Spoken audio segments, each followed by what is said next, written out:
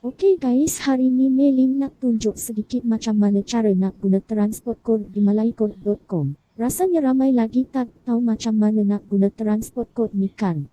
Okey, tak apa kita belajarlah kan. Okey, cara dia macam ni lah. Mula-mula kita bukalah dulu Malaykord.com.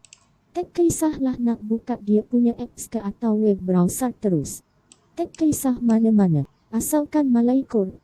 Haha, okey, lepas tu kita cari je lagu mana yang yours nak main gitar tu.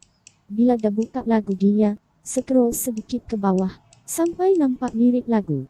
Dan di atas lagu tu ada nampak tag arrow kiri dan kanan. Yes, itulah dia transport chord. So korang bolehlah tukar-tukar dia punya keycard tu. Nampak tak? Senang je kan? Tak adalah susah mana. Ho ho.